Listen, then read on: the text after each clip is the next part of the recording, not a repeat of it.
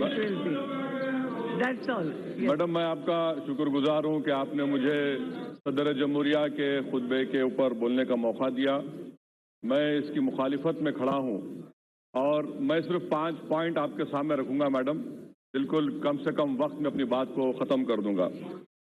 सबसे पहली बात तो यह है मैडम कि मैं आपको ये याद दिलाना चाहता हूं कि कोई भी सरकार अगर ओथ लेती है हिंदुस्तान के आइन के ऊपर, तो वजीर आजम और उनके काबिनी वज़रा ने शेड्यूल 3 के तहत हल्फ लिया, ओथ लिया, और वजीर आजम ने और उनकी पूरी काबीना ने इस ओथ के खिलाफ काम किया।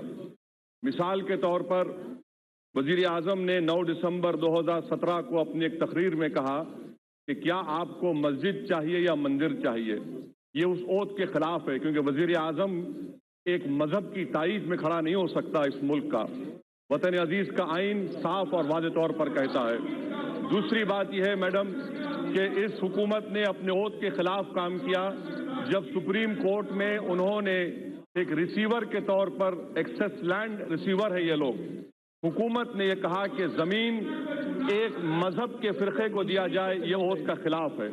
मेरा दूसरा पॉइंट यह है मैडम कि आर्टिकल 49 में खास तौर से जिक्र है सेपरेशन ऑफ पावर्स का। इस सरकार की मौजूदगी में सुप्रीम कोर्ट के 4 जजेस ने, प्रेस कॉन्फ्रेंस की दुनिया जानती है, मगर मैं ये जानना चाहता हूं कि आखिर आपने उस लिफाफे में क्या लिख कर दिया जो आज अदलिया डर रही है आपसे। ये हमारी जमहूरियत के लिए बड़ा खतरनाक है। तीसरी बात मैडम कि कश्मीर की पॉलिसी, वजीर आजम कश्मीर गए, डल लेक में माशाल्लाह उन्होंने हाथ हिलाकर, नहीं मालूम किसको हाथ हिलाया, शायद अजिन्नात को उन्होंने हाथ हिलाकर अपनी मौजूदगी का एहसास दिलाया। मगर फिर से मैं कह रहा हूं कि आपकी मौजूदगी की वजह से पाकिस्तान में नहीं बल्कि कश्मीर के नौजवान आज हथियार उठा रहे हैं। ये आपकी गलती की वजह से आपके पास कोई कश्मीर की पॉलिसी नहीं है। चौथी बात खारिजा पॉलिसी के ऊपर बताना चाह रहा हूं कि वजीर आजम ने ट्रंप से एक नहीं 25 मरतबा बगलगीर हुए, गले मिला, और ट्रंप ने कहा था कि हमारी साउथ एशिया पॉलिसी हिंदुस्तान के साथ रहेगी। आज मॉस्को में हिंदुस्तान को छोड़कर अमेरिका, पाकिस्तान, तालिबान से बात कर रहे हैं, अमेरिका अफगानिस्तान को छोड़कर जा रहा है। क्या ये हमारे मुल्क की सालिमियत के और मुल्क के लिए खतरा नहीं है? क्या ट्रंप ने आपको धोखा नहीं दिया? इतने बगलगीर आपको, इतने उसको चूमा दिए, मगर उसने आपको छोड़ दिया। हमने सार्क की पॉलिसी को छोड़ दिया पाकिस्तान को आइसोलेट करने के लिए, मगर पाकिस्तान आइसोलेट नहीं है, हम आइसोलेट हो चुके हैं सार्क में। बताइए आपकी मस्कुलर पॉलिसी कहां गई?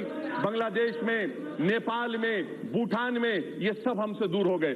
मैडम, मेरी 5वीं बात आपसे ये जिक्र करना है कि राइट टू लाइफ हमारे मुल्क में फंडामेंटल राइट है। क्या ये सरकार को ज़ेब देता है कि मेरे शहर में मक्का मस्जिद में बम ब्लास्ट हुआ, जिन लोगों के खिलाफ कोर्ट ने उनको बरी कर दिया, आप अपील भी नहीं करते?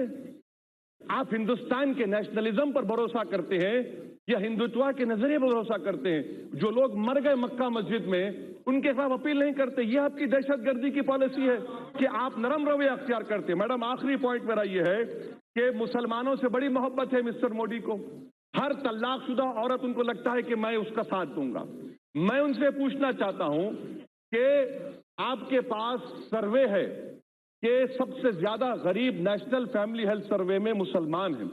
Annual household income Indian human development society एससीज और एसटीज के बाद मुसलमान है, मगर आपकी सरकार हर साल 85 लाख अक़लियती बच्चियों को स्कॉलरशिप से महरूम करते हैं। सिर्फ 1000 करोड़ का सवाल था, मगर आप नहीं देते। तलाकशुदा औरतों से आपको इतनी मोहब्बत है कि जो बेसहारा उनकी फिक्र नहीं है, मगर ये इनकी पॉलिसी रही। इसीलिए मैडम, मैं आपको बताना चाह रहा हूं कि डेटा है इंटर जनरेशन मोबिलिटी का कि दलित और अपर कास्ट सब लोग में इंटर जनरेशन मोबिलिटी हुई। मैं खत्म कर रहा हूं मैडम, प्लीज आधा मिनट खत्म, मगर मुसलमानों में नहीं। इसीलिए मैं आपसे कहना चाह रहा हूं मैडम कि इस मुल्क को आइंदा चौकीदारों की जरूरत नहीं है, एक कादिम की जरूरत है जो इस मुल्क को यरगमाल नहीं बनाएगा, जो इस मुल्क को अपनी अना और तकब्बुर के लिए इस्तेमाल नहीं करेगा, जो इस मुल्क को खौफ नहीं पैदा करेगा, बल्कि मुल्क में लोग आजाद तौर पर हिंदुस्तान के वजीर आजम और हुकूमत के खिलाफ बोलेंगे। आपने खौफ का माहौल पैदा किया, इसीलिए मैं उम्मीद करता हूं कि आइंदा जब हुकूमत आएगी वो कंपोजिट कल्चर को फरोग देगी। आपने हिंदुत्व नजरिए को फरोग दिया। मैडम, मैं आखिर में आपको बताना चाह रहा हूं कि मुझे बड़ी तकलीफ है इन लोगों से। मैं आपसे शिकायत कर रहा हूं कि पंडित दीनदयाल उपाध्याय को उनकी चंद्रचूड़ कमीशन की रिपोर्ट लाइब्रेरी में उठाकर पढ़िए। चंद्रचूड़ कमीशन की रिपोर्ट ने जिस पर परजरी का इल्जाम लगाया, आपने उसको भारत रत्न दिया।